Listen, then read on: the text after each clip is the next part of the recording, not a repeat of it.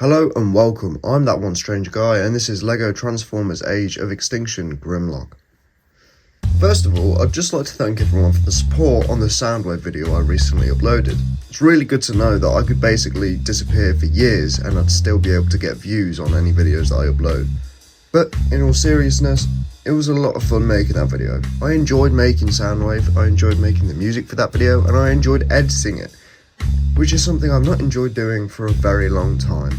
Straight off the bat, I must say, with this Grimlock, unlike Soundwave, I do not have anywhere near the right amount of correct colours to finish this guy properly and have him look good.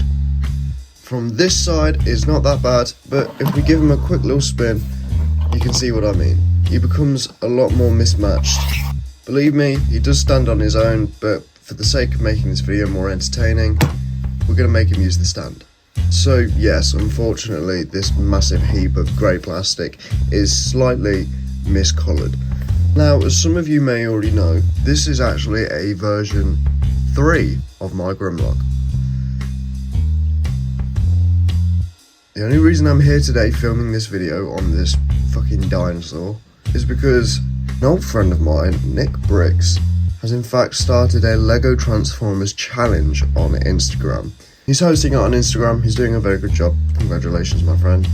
Let's have just a quick look at how Nick Bricks doing on YouTube, and oh, that's right, he's overtaking me.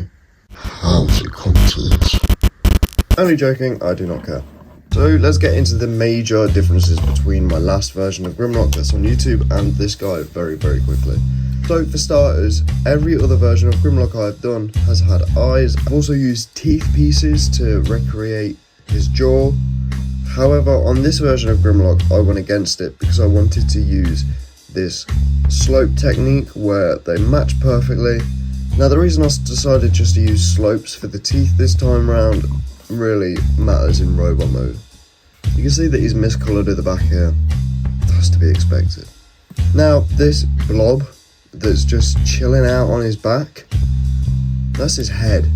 This is an instance of alt mode kibble, which usually these days I try to keep to a very bare minimum. For some alt modes I definitely do try more than others. But yeah, his head's just chilling out there. This is definitely a result of the transformation, and I apologise that it looks this way, but there's not really anything I can do about that. I tried for ages to get the head a little bit more hidden than this. However, believe it or not, it actually serves a purpose being there. If it was in the correct colours, lifting up the head here, you'd see it'd be covering up these clips here. The head just goes there. There's nowhere else I can really position it. If I position it forward like that, it looks even worse. But if I position it backwards like this, it could kind of get away with just being dinosaur back. It is what it is. It's not the best, it's not the worst.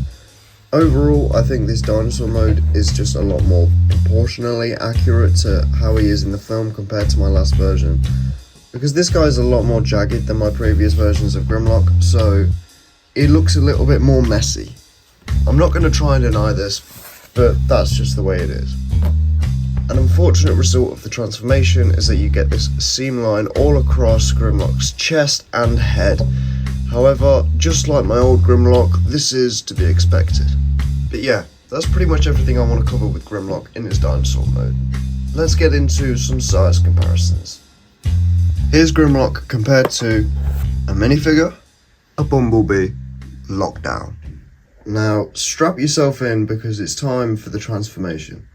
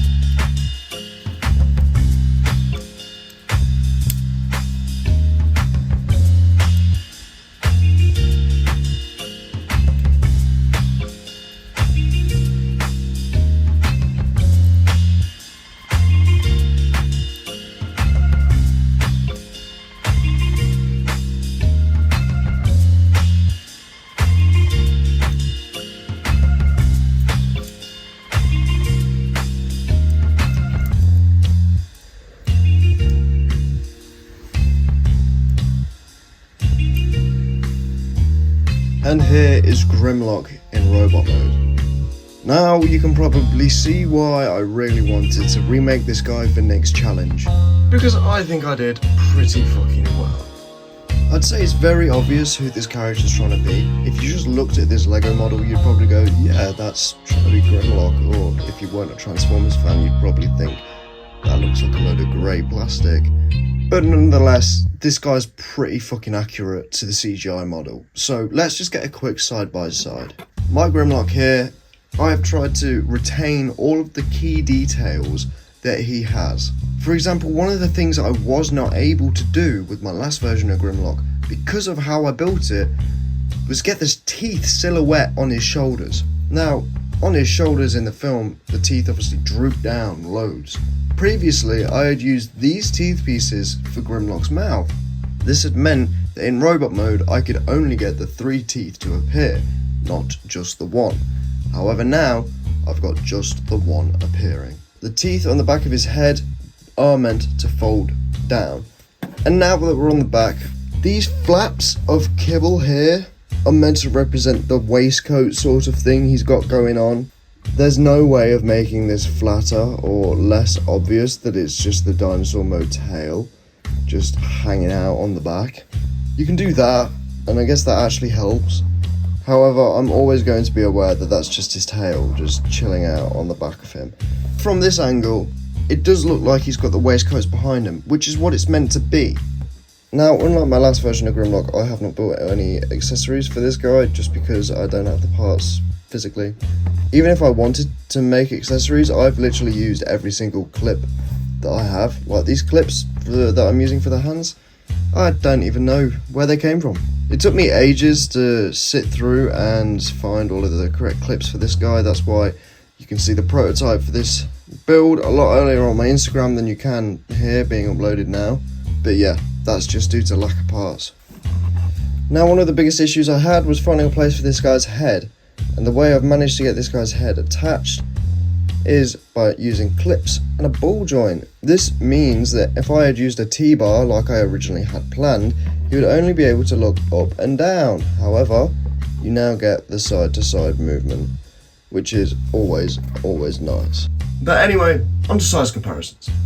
Here is Grimlock next to Masterpiece Bumblebee, a minifigure. And you know what, for a little bit of fun, here he is next to my whiskey. So that is Age of Extinction Grimlock. I'm very glad that Nick Brick hosted this challenge, so it gave me another opportunity to build this guy, because he's been on my list of remakes for a while. It is unfortunate that because of his back kibble, certain poses you really do have to use the stand. That's just how it is, I'm afraid.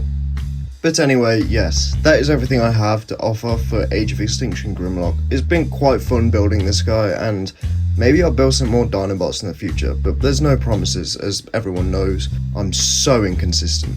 I'm only consistent at being inconsistent, so it is what it is. If you want to see some more videos like this, leave a like and show some support on the video, and maybe you just will. Thank you for watching. Goodbye.